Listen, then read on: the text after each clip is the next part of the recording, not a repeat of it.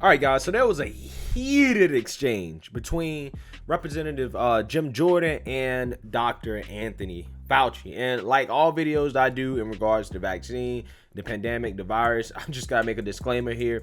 I'm not making any claims about the virus. I'm not making any claims about the vaccine. I'm not making any claims. Everybody should protect themselves and stay safe. All right, so this heated exchange between Dr. Fauci and Jim Jordan basically went off the rails. Okay, there's a lot of things going off the rails in the last few days. Okay, a lot of crazy news. But in this exchange, I found it interesting because they're gonna get in a conversation about public health and liberty and freedom. And I think this is a really important conversation to have because it really gets to the heart of what some of these health public policy experts are really thinking about. Okay, so take a listen. What measure, what standard, what objective outcome do we have to reach before Americans get their liberty and freedoms back? You know, you're indicating liberty and freedom. I look at it as a public health measure to prevent people from dying and going to the hospital. You don't think Americans' liberties have been threatened the last year, Dr. Fauci? They've been assaulted. Their liberties have. I don't look at this as a liberty thing, Congressman Jordan. Well, that's I look obvious. At this as a public health thing. But I disagree with you on that. You think the Constitution is suspended during a virus, during a pandemic? It's certainly not. This will end for sure when we get the level of infection very low. It is now at such a high level, there's a threat again of major surge. Dr. Fauci. You're making this a personal thing, and it isn't. It's not a personal thing. No, you are. That is exactly what you're doing. No, your recommendations carry a lot of weight, Dr. Fauci. We just had the chair of the Financial Services Committee said she loves you and you're the greatest thing in the world. My recommendations are consistent. Will the gentleman yield? No, it's my Now, time. could I answer the question, please? My recommendations are not a personal recommendation. It's based on the CDC guidance, which is And I'm asking the question, underscored. what measures have to be attained before Americans get their First Amendment liberties back? I just told you that. No, you haven't given anything specific. You said, we hope when this tell me specifically. Right what measures now, have to be right reached. now we have about 60,000 infections a day, which is a very large risk for a surge. We're not talking about liberties. We're talking about a pandemic that has killed 560,000 Americans. I get That's that, what we're Doc. talking about. And I don't disagree with that, and I understand how serious that is, but I also understand it's pretty serious when businesses have been shut down, people can't go to church, people can't assemble in their own homes with their friends, with their families, people can't go to a loved one's funeral, people can't get to their government, petition their representative to redress their grievances. Right. I also understand the First Amendment's pretty darn important, and it's been a year, and I want to know when Americans will get those First Amendment liberties back. Well, you just said people cannot assemble in their own homes. They can. That's a CDC recommendation for vaccinated Not last people. fall, they couldn't. Right now, we're at an unacceptably high level. On a daily basis, it's unacceptably high, regardless of who you are. What you're going to see as more and more people get vaccinated, and we get over 3 million people a day, you're going to see the level of infection come down, and gradually there will be more flexibility for doing the things that you're talking about. Where does it get to? When it comes down, what number do we get our liberties back? Tell me the number. Tell me the number. When 90% of the members of Congress get vaccinated. But you're not a doctor, Mr. Clyburn. He is. What is the number? I can't Thank give... you for recognizing me, Mr. Clyburn. Thank you. Chair now for giving me the recognizes time. for 5 I'd minutes. like my question Ms. answered. Maloney. I don't want. Reclaiming my time. I want to- Reclaiming I my want to- time. Regular order. Regular order. No, Just a moment. Mr. Chairman, I don't want you to answer my question. The American people want Dr. Fauci to answer the Well- question. But What you does it can't have to be? expire, sir. You need to respect the chair and shut your mouth. And we'd like an answer, or your best guess, since Yeah. you got an answer for everything else. Well, when we get the people in this country vaccinating, the overwhelming majority of the people in the country, and we project that will very likely be sometime in the beginning to mid of the summer. Because as the president has said, when we get to the end of May, there will be enough vaccinations to vaccinate everybody in the country. It will, the reason I can't give you a precise number, because I'm not 100% sure how many people will want to be vaccinated.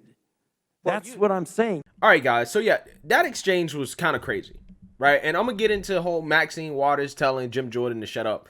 But first, I want to address the whole freedom and liberty thing with Jim Jordan and Anthony Fauci.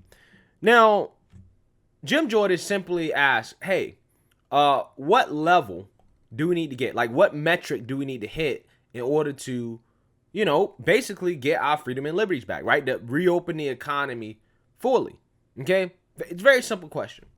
And Dr. Fauci really doesn't want to answer the question, okay? He just doesn't want to answer the question. And I can kind of understand why, because you guys know, like I said, a lot of times Fauci has to walk back a lot of the things that he says, okay? So I think he's probably at a point where he's like, I'm just not really going to give a straight answer, okay?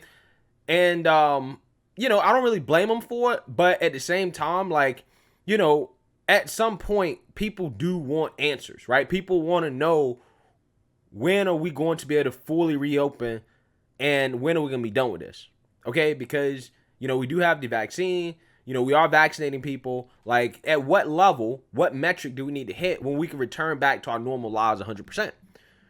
Because again, guys, remember, some churches are still closed down. We still have social distancing stuff. We still have to wear masks. All that stuff is still in place. So these are important questions that American people want to know, because we don't want to live like this forever. So Jim Jordan is right for asking that. Now, Fauci makes an interesting comment when he says this is not about freedoms and liberties. And he kind of treats freedom and liberty as this thing to be taken lightly. Like, freedom and liberty and public health don't go hand in hand. Because in my opinion, they do. When you're making public health policy, by definition, you need to worry about freedom and liberty, because it's a trade-off, right? There are trade-offs to be made. When you implement social distancing rules and you close down businesses, you close down religious institutions, all in the name of public health and public safety, by definition, you're restricting freedoms and liberties. And I guess what Fauci is trying to say is that, well, that's not just what it's about. And I'm like, well, you can't have one without the other. There's trade-offs to be made, so you need to take that into account. And it's, it seems apparent to me that Fauci doesn't really take that as seriously as some other people would. He thinks that public health and public health policy making shouldn't really account for freedom and liberty. At least that's what it sounds like. I could be wrong. But, Dr. Fauci in this situation, him treating freedom and liberty as if it's like a sideshow, as if it's like optional. I think it really does rub me the wrong way. It really does. Okay? Like, if you don't have an answer, right, or you don't want to answer, all Dr. Fauci had to say is that, listen, the science changes over time, okay? I may say something today that's going to be different tomorrow. I really don't want to give an answer. I don't really have an answer for you. I would estimate that probably at this level, we can start doing this, we can start doing that. But really the only thing he said was that, well, what we're doing right now is just too high. And because what we're doing right now is too high, we need to make some changes. And to me, again, that's not really an acceptable answer. That's not really an acceptable answer. If you don't know, say that you don't know. If you don't want to answer, tell us why you don't want to answer. And to Dr. Fauci's credit, he eventually did give an answer, right? He was just like, maybe towards the end of the summer, right? When most people are vaccinated, maybe we can start to look at some things. Okay, that's basically what he said. But to treat freedom and liberty as if it's like a child's plaything, as if it takes a back seat to everything else, I think that's reckless. Okay? I think that's reckless. Because if you don't think about liberty and freedom, what happens is when they're restricted, there are also negative externalities associated with that. When it comes to mental health, when it comes to people's livelihoods, when it comes to their incomes, right? People lose their business. Okay, people get stressed out. There actually are negative externalities associated with restricting liberties and freedom. So the other thing that I want to address is Maxine Waters telling Jim Jordan to shut up. Shut your mouth. Guys, can you imagine if the shoe was on the other foot? If Jim Jordan told Maxine Waters to shut her mouth. Can you imagine the headlines on CNN, on MSNBC? Right? Let's take race out of it, okay? Let's not even use race. Can you imagine if Jim Jordan, just as a man, had told a woman, Maxine Waters, to shut her mouth? He would be called a misogynist, sexist, a bigot, all the above. All the above. It would be front page news. I guarantee you. But because Maxine Waters is a woman, this isn't gonna make headlines. The headlines are gonna be about Fauci and Jim Jordan, and that's rightfully so. But they're not gonna talk about, oh, was it inappropriate for Maxine Waters to tell Jim Jordan to shut his mouth when he's trying to ask Dr. Fauci a question that Dr. Fauci refuses to answer? Because I'm pretty sure if it was the other way around, that's how it would have been. And we all know, again, if you throw the race card in there, right? Like, if you want to throw race in there, we already know they'll be asking him, is Jim Jordan racist for telling a black woman to shut her mouth? Whoo-wee! I can just imagine. But people want to talk about privilege, right? People want to talk about privilege in this society.